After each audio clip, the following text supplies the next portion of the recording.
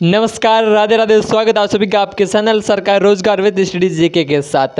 आज की हमारा क्लास, आज की हमारी सेशन रहने वाला है वो रहेगा हमारा राजस्थान जीके, यानी कि आपके सामने हमारा सेशन राजस्थान जीके एमसीक्यू और पीवाईक्यू सीरीज आपके सामने रहेगी। इसमें आपके जो भी साथी हमारे हाईकोर्ट फोर्थ ग्रेड की तैयारी कर रहे हैं उनके लिए मोस्ट इंपोर्टेंट यानी कि सेशन उनके लिए मोस्ट इंपोर्टेंट रहेगा, और हमारे बीएसटी और सीईटी की तैयारी करें उनके लिए राजस्थान जीके के मोस्ट इंपोर्टेंट क्वेश्चन आपके सामने होंगे। टॉप 25 क्वेश्चन यानी कि 25 क्वेश्चन आपके टॉप मोस्ट आपके सामने होंगे, जो हमारे हाईकोर्ट भर्ती, बीएसटी और आपके सीईटी में आने वाले क्वेश्चन होंगे। बहुत ही बेहतरीन और बहुत ही ज़बरदस्त राजस्थान के जीके के क्वेश्चन होंगे, जो आपके राजस्थान इतिहास यानी कि इसके लमसम क्वेश्चन होने वाले राजस्थान जीके के बहुत ही मोस्ट इम्पोर्टेंट क्वेश्चन आपके सामने होगी। इस टेस्ट सीरीज का आपको बढ़िया तरीके से आनंद लेना है, यानी कि ये पीवाईक्यू एमसीक्यू आपकी टेस्ट सीरीज तौर बतौर आपकी प्रथम क्लास आपके सामने है। इससे पहले जो भी साथी जो भी कैंडिडेट चैनल पर नए हैं तो चैनल को सब्सक्राइब जरूर कीजिएगा।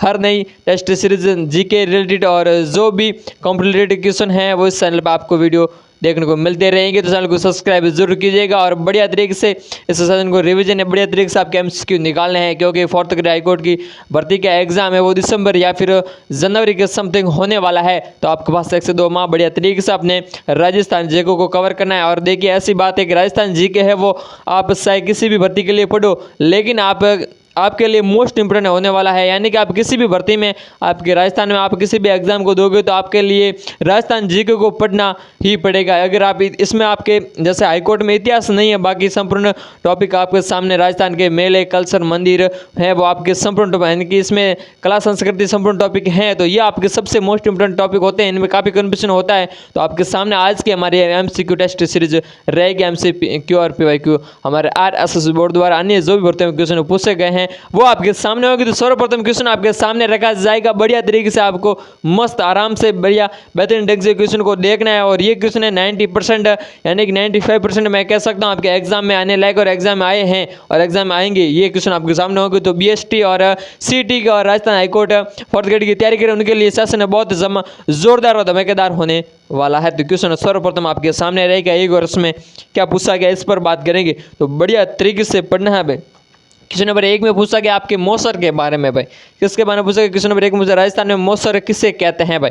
राजस्थान में, हमारे राजस्थान में मौसर और जोसर ये 2-3 प्रकार के मृत्यु भोज, जीवन जीते जी भोज, इस प्रकार के प्रक्रिया होती है, यानी कि रीति रिवाज होते हैं। इसके बारे में ये क्वेश्चन है। तो मौसर के बारे में, तो भाई मौसर क्या होता है, आपके मृत्यु भोज होता है। तो किस ऑप्शन में है वो आपके मृत्यु बोस ऑप्शन, किस ऑप्शन में है आपके सामने क्वेश्चन नंबर 1। तो आंसर होगा वो होगा आपका ए भाई, यानी क्वेश्चन नंबर 1 का आंसर क्या होगा, ए। और ए यानी मृत्यु बोझ है वो इसका आंसर होने। मौसर किसे कहते हैं, तो मृत्यु बोझ से संबंधित होता है मौसर आपका। जोसर जीते जी एक सभा करते हैं उसे जीते जी जोसर भी कहते हैं। और नेक्स्ट क्वेश्चन आपके सामने क्वेश्चन नंबर 2 रहेगा भाई। क्वेश्चन नंबर 2 आपके सामने है। क्वेश्चन नंबर 2 में क्या पूछा गया है, तो क्वेश्चन नंबर 2 आपके सामने रहेगा। इसमें पूछा गया तेजाजी का जन्म स्थान कहाँ है भाई। जन्म स्थली पूछा गया, हमारे वीर तेजाजी महाराज की जन्म स्थली कहाँ है, यानी कि तेजाजी महाराज का जन्म स्थान कहाँ पर है। तो आपको सभी को पता है भाई, ये सिंपल सा क्वेश्चन। और इसी प्रकार के क्वेश्चन आते हैं, यानी कि 10वीं लेवल की भर्ती और 10वीं लेवल की भर्ती में कोई आईएएस लेवल के क्वेश्चन नहीं पूछे जाएंगे, यानी कि फोर्थ ग्रेड में आप देखना राजस्थान जीके बहुत ही बढ़िया तरीके से आपके सामने था। तो क्वेश्चन नंबर 2 का आंसर होगा वो होगा करनाल नागौर। ये किस ऑप्शन में आप सभी साथी कमेंट बॉक्स में देंगे भाई। वीर तेजाजी का नाम लेते हुए सेशन को आगे बढ़ाते रहेंगे, यानी कि क्वेश्चन नंबर 2 का आंसर हमारे वीर तेजाजी महाराज की जन्मस्थली के बारे में पूछा गया, तो वो है आपके करनाल नागौर। और किस ऑप्शन में है, तो वो है आपके बी भाई, आपके सामने ऑप्शन बी में है भाई, करनाल नागौर जन्मस्थली रहेगी हमारे वीर तेजाजी महाराज की। नेक्स्ट क्वेश्चन आपके सामने कौन सा था, क्वेश्चन नंबर 3 आपके सामने है। इसमें किस बार पूछा गया, इसमें पूछा गया भाई प्रसिद्ध थेवा कला किस स्थान से संबंधित है भाई। थेवा कला हो या वो प्रसिद्ध है, वो किस स्थान से संबंधित है, कौन से परिवार से संबंधित है, ये भी आपके क्वेश्चन आता है। तो थेवा कला के बारे में प्रसिद्ध आपको सभी को मालूम होना चाहिए। अगर आपने नहीं पढ़ा तो बढ़िया तरीके से रिवीजन आप जरूर करें अपने पास जो भी बुक है उसका, यानी कि थेवा कला प्रसिद्ध है तो वो आपके प्रतापगढ़ की है भाई। सोनी परिवार भी तौर पर इसमें कार्य करते हैं, तो आपके प्रतापगढ़ की थेवा कला यानी कि सोने पे बारीकियों से जो भी इसमें डिजाइन वगैरह की जाती है इसके बारे में रहता है। तो थेवा कला कहाँ की प्रसिद्ध है, तो आपके प्रतापगढ़ की। तो ऑप्शन प्रतापगढ़ किस ऑप्शन में रहेगा, तो आपके सी भाई, यानी कि आपका आंसर होगा क्वेश्चन नंबर 3 का सी, और ये प्रतापगढ़ की प्रसिद्ध है भाई। अगला प्रश्न आपके सामने, तो कौन सा? तो प्रश्न नंबर आपके सामने है प्रश्न नंबर 4। प्रश्न नंबर 4 में क्या पूछा गया है, यानी कि प्रश्न नंबर 4 में पूछा गया मेहरानगढ़ किला कहाँ स्थित है। मेहरानगढ़ मयूर ध्वज गढ़ चिंतामणि भी कहा जा सकता है। इसकी नींव जोधा जी द्वारा रखी गई थी। कब रखी थी? 1459 या 17 में। तो आप कमेंट करके कब रखी थी और किसके आशीर्वाद में रखी गई? तो ये हड़प जी द्वारा इन्हें आशीर्वाद दिया गया। माँ करणी द्वारा इन्हें किले की नींव भी रखी गई थी। तो क्वेश्चन नंबर 4 का आंसर रहने वाला है, यानी कि जो मेहरानगढ़ दुर्ग कहाँ स्थित है, वो आपके जोधपुर यानी कि ब्लू सिटी नाम से जाना जाता है। तो जोधपुर में स्थित है। और कौन से ऑप्शन में जोधपुर है ये आप सभी बताएंगे। तो ऑप्शन होगा वो होगा आपका बी भाई। क्वेश्चन नंबर आपका 4 इसमें आंसर होगा वो होगा आपका जोधपुर, यानी कि ब्लू सिटी भी कहा जाता है। तो क्वेश्चन नंबर 4 का आंसर जोधपुर यानी मेहरानगढ़ दुर्ग कहाँ स्थित है, मेहरानगढ़ किला कहाँ स्थित है, तो वो आपके जोधपुर में स्थित है। क्वेश्चन नंबर अगला कौन सा? तो क्वेश्चन नंबर 5 रहेगा आपके सामने। और क्वेश्चन नंबर 5 में क्या पूछा गया है, यानी कि ये मोस्ट इंपोर्टेंट क्वेश्चन होते तो बहुत ही बढ़िया लेवल का और बहुत ही आसान लेवल के क्वेश्चन आपके सामने आएंगे। बढ़िया तरीके से कन्फ्यूजन नहीं होना, आप पूर्ण रूप से सॉल्व तो जरूर करेंगे जीके के बेस पर, लेकिन बढ़िया तरीके से आपको रिविजन भी करना है। एमसीक्यू जितने हो सके निकाले और क्या करें, मॉडल पेपर निकाले भाई। सबसे मोस्ट मॉडल पेपर रहते हैं, हर बार कहता हूँ। क्वेश्चन नंबर 5 में क्या पूछा गया? तो क्वेश्चन नंबर 5 में आपको पूछा गया भाई राजस्थान का कौन सा शहर ब्लू पोट्री के लिए प्रसिद्ध है। ब्लू सिटी तो आपका जोधपुर हो गया, और ब्लू पोट्री के लिए कौन सा शहर है हमारा राजस्थान का प्रसिद्ध है, यानी कि ब्लू पोट्री के बारे में पूछा गया है। यानी कि जो ब्लू पोट्री होती है, यानी कि पोट्री का मतलब भी क्या होता है भाई, यानी कि चीनी मिट्टी होती है, एक मिट्टी और चीनी पर मिट्टी, उस मिट्टी पे ब्लू कलर की क्या रंगाई सफाई की जाती है। उस मिट्टी की घड़े होते हैं, चीनी मिट्टी होती है उसके, उस पर ब्लू यानी ब्लू रंग की क्या की कसिना का कारीगरी की जाती है कलर की। तो ये ब्लू पोट्री संबंधित है वो आपके जयपुर से। और किस ऑप्शन में जयपुर है? तो ऑप्शन आपके सामने होगा, यानी कि मानसिंह द्वारा लाई गई थी, लाहौर से लाई गई थी भाई। ये भी आपको याद होगा। तो क्वेश्चन नंबर आपके सामने 5 का आंसर है वो जयपुर। और किस ऑप्शन में? तो जयपुर आपके यानी कि सी ऑप्शन आपके सामने क्वेश्चन नंबर 5 का आंसर है वो सी, यानी कि जयपुर संबंधित है ब्लू पोट्री। नेक्स्ट क्वेश्चन आपके सामने क्वेश्चन नंबर कौन सा? तो क्वेश्चन नंबर आपके सामने रहेगा वो रहेगा क्वेश्चन नंबर सब है। प्रश्न नंबर सब में कौन पूछे? प्रश्न नंबर सब में आपके पूछा गया है घूमर नृत्य किस अवसर पर किया जाता है। घूमर वैसे हमारे राजस्थान का राज्य लोक नृत्य भी है। घूमर आओ पधारो हमारे देश, ये गीत भी है। नहीं, घूमर आपके सामने घूमर नृत्य के बारे में क्वेश्चन रहे हैं। और घूमर नृत्य किस अवसर पर किया जाता है? वैसे अन्य अवसर पर भी किया जाता है, लेकिन ये तीज के अवसर पर किया जाता है। तो किस ऑप्शन में आपके सामने तीज और तीज त्यौहार बावड़ी ले डूबी गणगौर, ये भी कुछ इस प्रकार कहावतें भी हैं। यानी कि आंसर हो गया क्वेश्चन नंबर 6 का, वो होगा आपके तीज। और तीज किस ऑप्शन में होगी? क्वेश्चन नंबर 6 का आंसर डी, और डी में आपके है वो तीज है भाई।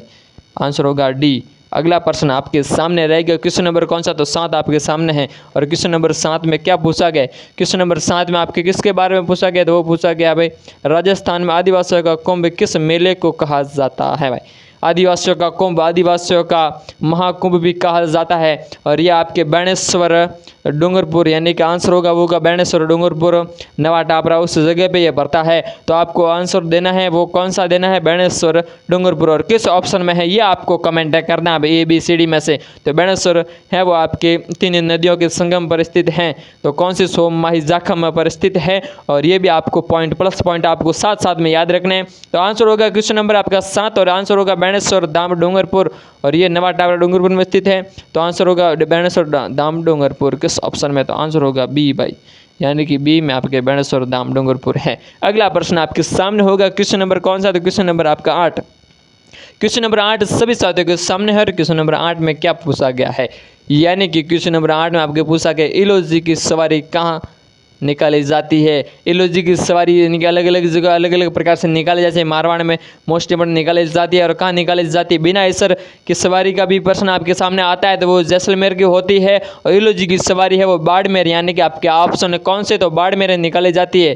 तो कौन सा ऑप्शन में बाड़मेर है आपके सामने? क्वेश्चन नंबर रहेगा 8, इसका आंसर होगा सी, यानी कि आपका आंसर रहेगा सी में आपके बाड़मेर है भाई। बाड़मेर में निकाली जाती है इलोजी की सवारी। अगला प्रश्न आपके सामने रहेगा वो रहेगा क्वेश्चन नंबर 9। और क्वेश्चन नंबर 9 में आपको पूछा गया बादशाह का मेला कहाँ बढ़ता है भाई। बादशाह के मेला सवारी है, बादशाह का मेला है। इनके बारे में ये रिलेटेड क्वेश्चन होते हैं जो आपको एक से एक रिलेटेड क्वेश्चन आपको याद होने चाहिए। तो आंसर होगा वो होगा आपके ब्यावर। और ब्यावर किस ऑप्शन में है? सभी साथी कमेंट करेंगे भाई। बादशाह की सवारी, बादशाह का मेला तो आपके मेला है वो आपके ब्यावर। और ब्यावर आपके है वो है आपके ए भाई। यानी कि आंसर होगा वो क्वेश्चन नंबर 9 का आंसर क्या रहेगा, तो ये आपका आंसर होने वाला है। यानी कि बढ़िया तरीके से आपको पढ़ना है। क्वेश्चन बहुत ही बढ़िया और बहुत ही सरल और सटीक क्वेश्चन है आपके सामने, आपको बहुत बढ़िया आसान लगेंगे क्वेश्चन। और नेक्स्ट क्वेश्चन आपके सामने होगा क्वेश्चन नंबर 10 आप सभी साथियों के सामने है। क्वेश्चन नंबर 10 में आपके पूछा गया वो पूछा गया किसके बारे में, इनकी शैलकड़ी नामक आभूषण पुरुषों द्वारा शरीर के किस अंग पर पहना जाता है। हमारे पुरुषों की द्वारा भी आभूषण पहने जाते हैं, वैसे आभूषण महिलाओं द्वारा पहने जाते हैं, लेकिन पुरुषों के कुछ आभूषण होते हैं, महिलाओं के कुछ आभूषण अलग अलग सभी के आभूषण होते हैं। तो शैलकड़ी आभूषण है वो पुरुषों के द्वारा किस अंग पर पहने जाते हैं, शरीर के किस अंग पर धारण किए जाते हैं शैलकड़ी के बारे में, तो वो आपके कान में धारण किए जाते हैं। और कान किस ऑप्शन में है ये आपको आंसर देना है भाई। तो आपका क्वेश्चन नंबर 10 का आंसर कान, और कान किस ऑप्शन में है, तो वो है आपके भाई कान, यानी कि आपका आंसर होगा बी भाई। आपके सामने है क्वेश्चन नंबर कौन सा 10, इसका आंसर बी, और कान में शैलकड़ी धारण की जाती है पुरुषों द्वारा, यानी कि कान के अंदर धारण की जाती है। अगला क्वेश्चन आपके सामने क्वेश्चन नंबर 11 आप सभी साथियों के सामने होगा बढ़िया तरीके से। क्वेश्चन नंबर 11 में क्या पूछा गया भाई, क्वेश्चन नंबर 11 कि राजस्थान का इतिहास और राजस्थान की कला संस्कृति पढ़ने का मजा ही कुछ अलग है, और इसे ये अपने आप में याद होता जाता है बढ़िया तरीके से। अगर अपने अंदर से डालने की कोशिश करेंगे, अपनी रीति रिवाज अपने ही सब कुछ अपने संस्कृति है, तो हमें आराम से याद हो जाती है। यानी कि आपके सामने क्वेश्चन नंबर 11, और इसमें क्या पूछा गया, इसमें पूछा गया पोमसा क्या है भाई। क्वेश्चन नंबर 11 में पूछा गया पोमसा क्या है, पोमसा किस प्रकार का है, पोमसा होता क्या है आपके सामने।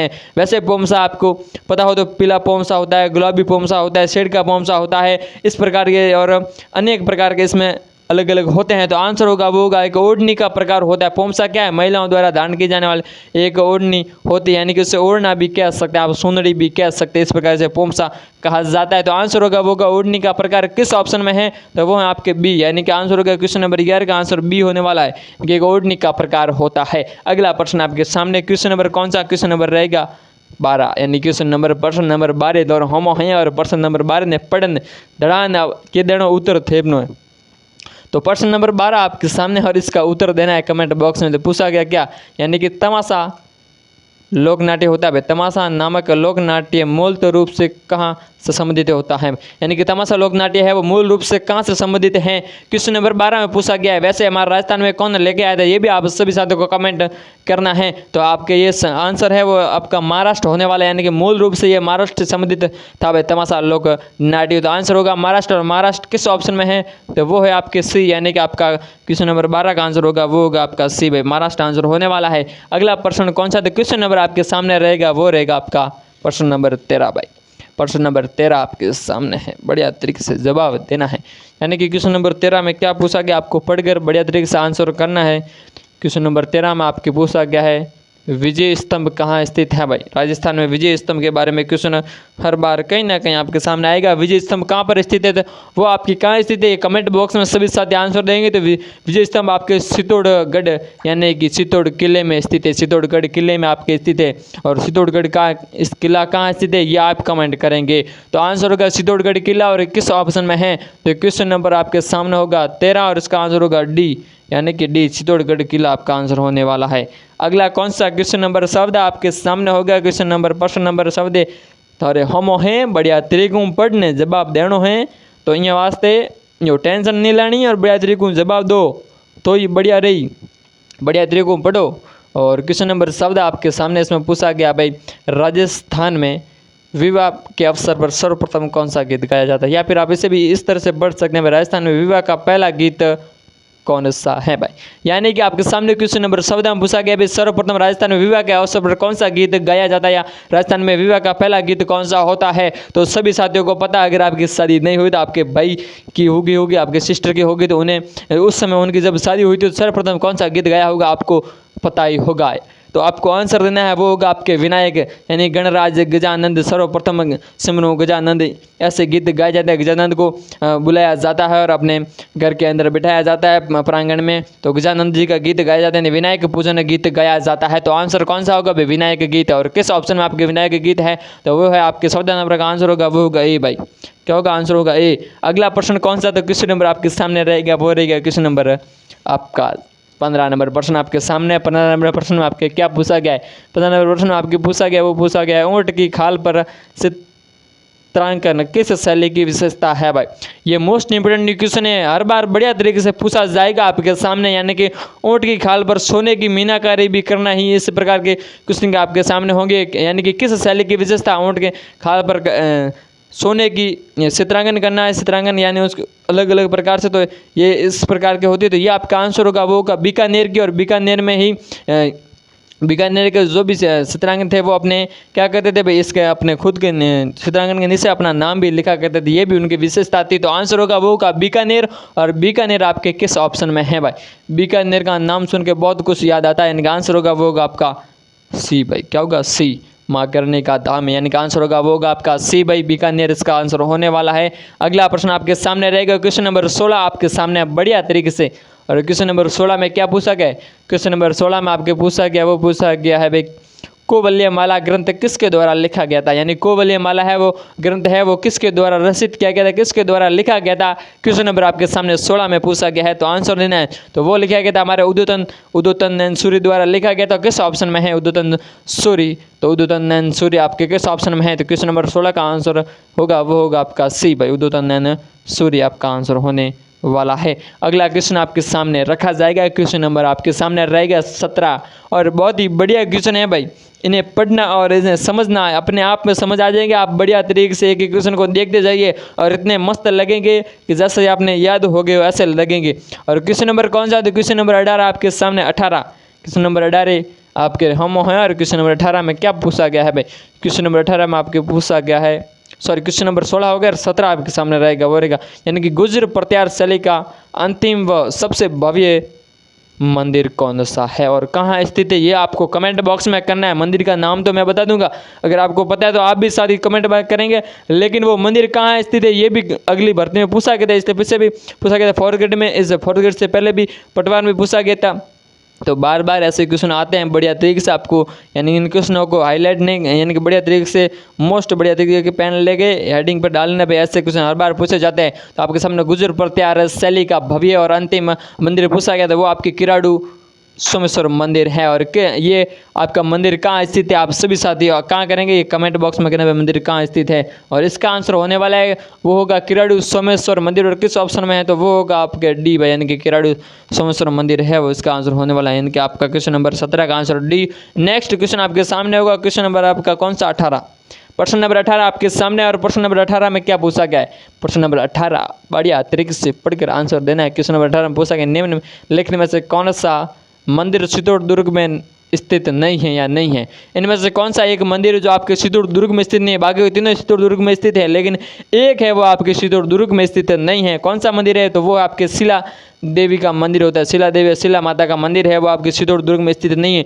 तो वो मंदिर आपके कहाँ स्थित है ये भी आप कमेंट बॉक्स में करेंगे। तो क्वेश्चन नंबर 18 का आंसर हो गया आपका बी भाई, यानी कि शिला देवी का मंदिर है वो आपके चित्तौड़ में स्थित नहीं है। तो ये मंदिर कहाँ स्थित है, आप सभी साथी कमेंट करना भाई कहाँ स्थित है, आपको बताना भी ये मंदिर कहाँ पर स्थित है। तो क्वेश्चन नंबर 18 का आंसर हो गया बी। अगला क्वेश्चन कौन सा, तो क्वेश्चन नंबर आपके सामने 19 है। क्वेश्चन नंबर 19 में क्या पूछा गया है, क्वेश्चन नंबर 19 में आपके पूछा गया राजस्थान में किस किले पर सबसे अधिक आक्रमण हुए भाई। आपको सीधी सी बात है, किस किले पर आक्रमण में सबसे अधिक, जो किला यानी कि धरातल पर स्थित होगा उस पर, यानी जो पहाड़ी पर है उस पर बहुत कम आक्रमण हुए होंगे। यानी इनमें से कौन सा किला है जो सबसे ज़्यादा आक्रमण झेल चुका है। तो आंसर देना आप राजस्थान का वो किला जिसमें सबसे ज़्यादा बाहरी आक्रमण या जो भी आक्रमण हुए सबसे ज़्यादा आक्रमण हुए, तो वो आंसर होगा आपके तारागढ़ किला अजमेर का, यानी कि तारागढ़ अजमेर है इसका आंसर होने वाला है। तो इस किले पर बहुत ज़्यादा आक्रमण हुए थे, ये पहाड़ी पर स्थित नहीं होने के कारण। यानी कि क्वेश्चन नंबर आपके सामने है 19, और 19 का आंसर होगा वो होगा आपका ए, और तारागढ़ अजमेर है वो इसका आंसर होने वाला है। तो अगला क्वेश्चन कौन सा, तो क्वेश्चन नंबर रहेगा वो रहेगा आपके सामने 20, क्वेश्चन नंबर 20 आपके सामने। क्वेश्चन नंबर 20 में आपके क्या पूछा गया है, क्वेश्चन नंबर 20 में आपके पूछा गया है किसके बारे में, वो पूछा क्या भाई, भील पुरुषों को लंगोट रूपी धोती, भील पुरुषों की लंगोट रूपी धोती होती है वो क्या कहलाती है। यानी कि भील पुरुषों जो तंग या फिर आप इसे अन्य जो भी कहें, लेकिन ये भील पुरुषों की जो लंगोट रूपी धोती होती है उसे क्या कहा जाता है। तो आपके सामने क्वेश्चन नंबर 20 और इसका आंसर होगा खोइतू। और खोइतू किस ऑप्शन में है, तो खोइतू आपके ऑप्शन नंबर सी में है। क्वेश्चन नंबर 20 का आंसर होगा सी। नेक्स्ट प्रश्न रखेंगे आपके सामने, क्वेश्चन नंबर कौन सा, तो 21, इसका आंसर होगा खोइतू। कौन सा है, तो खोइतू धोती, उसे खोइतू कहते हैं भाई। अगला प्रश्न आपके सामने होगा क्वेश्चन नंबर 21 आपके सामने है, तो बढ़िया तरीके से क्या करना है, क्वेश्चन को बढ़िया तरीके से पढ़ने जवाब देना है। तो क्वेश्चन नंबर आपके सामने रहेगा और 21 में आपके क्या पूछा गया, क्वेश्चन नंबर 21 में आपके पूछा गया है भाई सवाई प्रताप सिंह के बारे में पूछा गया। सवाई प्रताप सिंह के शासन काल में तमाशा लोक नाट्य लाने वाले प्रसिद्ध कलाकार कौन थे भाई। यानी कि क्वेश्चन नंबर आपके सामने रहेगा वो रहेगा तमाशा लोक नाट्य के बारे में रेंज में पूछा गया। अभी सवाई प्रताप सिंह के समय तमाशा लोक नाट्य राजस्थान में यानी कि जयपुर में लाया गया था। ये खुले मंच पर किया जाने वाला एक लोक नाट्य होता है। तो ये लाने का यानी कि किस कलाकार द्वारा ये लाया गया था, प्रसिद्ध कलाकार, उन कलाकार का आपका नाम बताना है। तो क्वेश्चन नंबर 21 का आंसर होने वाला बंशीधर, और बंशीधर भट्ट किस ऑप्शन में होंगे, तो वो है आपके यानी कि ऑप्शन ए आपका होगा भाई। क्वेश्चन नंबर कौन सा 21 और 21 का आंसर ए होने वाला है भाई, क्या होगा ए। अगला प्रश्न कौन सा, तो क्वेश्चन नंबर आपके सामने होगा 22। अब देख लीजिए क्या पूछा गया, 22 आपके सामने है और क्वेश्चन नंबर 22 में आपके पूछा गया है वो पूछा गया कौन सा त्यौहार गणेश चतुर्थी के बाद आता है। ये लीजिए आपके सामने वो क्वेश्चन है जो काफ़ी हमारे कुंवारे साथियों के लिए परेशानी का रहता है भैया, जो भी आप समझे। यानी कि आपका आंसर क्या होगा, अब मैंने कुछ पॉइंट दिया, अब आपको इसका आंसर देना है। यानी कि क्वेश्चन नंबर आपके सामने है कौन सा 22, इसमें आपको एक आंसर देना है बहुत ही सटीक, जो आपके यानी कि आप कह सकते हैं अंधारिया, मारवाड़ी में कह अंधारिया पक्ष में मनावे वो त्यौहार, यानी कि गणेश चतुर्थी के बाद उसका त्यौहार वो आता है। उसी तरह ये भी एक चतुर्थी के दिन ही मनाया जाता है, लेकिन आता है अंधारिया पक्ष, यानी अजवाड़ो निवे अंधारिया पक्ष में आवे, यानी कि इसे कृष्ण पक्ष भी कहा जा सकता है। तो अब आपके पास पॉइंट भी हेडिंग भी दे दी, यानी कि इसका आंसर होगा वो होगा आपका भाई करवा चौथ। देखा ना, बोला था ना कुंवारे साथियों के लिए परेशानी का प्रश्न रहता है, ऐसे कुछ प्रश्न होते हैं नहीं कि जिनकी उनके लिए। ठीक है, इसका आंसर होगा वो होगा आपका करवा चौथ भाई। क्या होगा, तो करवा चौथ। क्वेश्चन नंबर 22 का आंसर क्या होगा, करवा चौथ होने वाला है। यानी कि आंसर करवा चौथ, और किस ऑप्शन में करवा चौथ आपको कमेंट करना है, तो आंसर होगा डी भाई, आपका करवा चौथ इसका ऑप्शन होने वाला है भाई। राइट कौन सा होगा, करवा चौथ होगा। अगला प्रश्न आपके सामने रहेगा, क्वेश्चन नंबर कौन सा, तो क्वेश्चन नंबर 23 आपके सामने है और इसमें क्या पूछा गया है भाई। क्वेश्चन नंबर 23 में आपके पूछा गया है पनिहारी गीत किस विषय पर आधारित है। पनिहारी गीत होता यानी कि किन के द्वारा गाया जाता है और किस विषय पर आधारित है। तो आपके सामने क्वेश्चन पूछा गया है 23 में पूछा गया पनिहारी गीत है वो किस विषय पर आधारित है, ये आपके सामने क्वेश्चन पूछा गया है। तो आंसर देना है सभी साथी क्वेश्चन नंबर 23 का, तो वो होगा आपका सी भाई। यानी कि सी में आपके क्या आपको देना है भाई, मैंने बोला दिया सी, और सी में आपके वो सामाजिक जीवन पर आधारित है भाई। पनिहारी गीत सामाजिक जीवन पर आधारित है। अगला प्रश्न क्वेश्चन नंबर 24 आपके सामने है और आपको पढ़कर बढ़िया तरीके से जवाब देना है। क्वेश्चन नंबर 24 में आपके क्या पूछा गया है भाई, टॉप 25 क्वेश्चन आपके सामने है, यानी कि टॉप मोस्ट 25 क्वेश्चन आपके सामने हैं। बढ़िया तरीकों पढ़ने ने जवाब देवला तो मस्त रहेला, बढ़िया तरीकों जवाब देना है। यानी क्वेश्चन नंबर 24 में पूछा गया है नृत्य नाटक गरबा का संबंध, यानी कि नृत्य नाटक होता है ये गरबा के तौर पर, गरबा का संबंध किस से है। तो वैसे सिंपल सी बात है, सीधी सी बात है, ये हमारे गुजरात से संबंधित है, यानी कि गुजरात का लोक नृत्य है, यानी कि राज्य नृत्य भी है गुजरात का। तो ये गुजरात का संबंधित होता है भाई गरबा, और हमारे राजस्थान में बहुत अब किया जाता है। तो आंसर होगा वो होगा आपके गुजरात, और आपके किस ऑप्शन में गुजरात है वो ए ऑप्शन में है भाई, ऑप्शन नंबर ए। अगला प्रश्न कौन सा, तो आपका लास्ट क्वेश्चन आपके सामने है, यानी कि टॉप 25 में ये क्वेश्चन नंबर 25 आपके सामने है। आज की हमारी एमसीक्यू सीरीज फर्स्ट क्लास का क्वेश्चन नंबर लास्ट आपके सामने, और क्या पूछा गया क्वेश्चन नंबर 25 में, तो थोड़े उत्सुक रहिए, बढ़िया तरीके से पढ़िए। यानी कि 25 में पूछा गया वो पूछा गया मरु महोत्सव कहाँ मनाया जाता है भाई। अब इसमें काफ़ी कन्फ्यूजन रहता है, यानी कि कहीं तो बाड़मेर कर देते कहीं जैसलमेर कर देते हैं। यानी कि मरु महोत्सव के बारे में पूछा है, धार महोत्सव नहीं पूछा है। मरु महोत्सव आपके कहाँ मनाया जाता है, तो जैसलमेर में मनाया जाता है। कौन ऑप्शन में जैसलमेर है, वो आपके डी ऑप्शन है। क्वेश्चन नंबर 25 का आंसर डी होगा, यानी कि जैसलमेर में मनाया जाता है। और थार महोत्सव आपके कहाँ मनाया जाता है, आप सभी साथी कमेंट करेंगे थार महोत्सव आपका, ये आज का क्वेश्चन रहेगा भाई। क्वेश्चन नंबर आपके सामने होगा वो रहेगा, मैं नहीं सामने मतलब पूछ रहा भाई थार महोत्सव कहाँ मनाया जाता है, आप सभी साथी कमेंट करना है इसका, यानी कि आपको थार महोत्सव के बारे में बताना है भाई, कमेंट करके बताना है। तो आज की हमारे एमसीक्यू पीवाईक्यू सीरीज का आखिरी क्वेश्चन था आपके सामने, यानी कि किस मरु महोत्सव के बारे में क्वेश्चन था, और इसमें पूछा गया था मरु महोत्सव कहाँ मनाया जाता है, तो आपके जैसलमेर में मनाया जाता है। सम के दौरे भी आपने अगर घूम के आए हो तो बहुत ही बढ़िया है जैसलमेर के सम के दौरे। ये थी आज की हमारी एमसीक्यू पीवाईक्यू सीरीज आपके सामने। आपको कैसी लगी कमेंट करना है, क्वेश्चन कैसे लगे ये भी बताना है। बहुत ही बढ़िया तरीके से हमने पूरा प्रयास किया अभी अपनी संस्कृति और आपके आपको वैसे क्वेश्चन बहुत बढ़िया लगे होंगे। क्वेश्चन आपके सामने ऐसे ही मोस्ट इंपोर्टेंट बढ़िया बढ़िया आपके सामने रहने वाले। तो चैनल को सब्सक्राइब कीजिएगा, बने रहेगा हमारे साथ। अन्य भर्ती related video, computer related video और राजस्थान जी के रिलेटेड वीडियो आपके सामने रहेंगे। हमारे 4th ग्रेड हाई कोर्ट की तैयारी करने के लिए मोस्ट इंपोर्टेंट ये हमारी सेशन आज से रहेगी। धन्यवाद।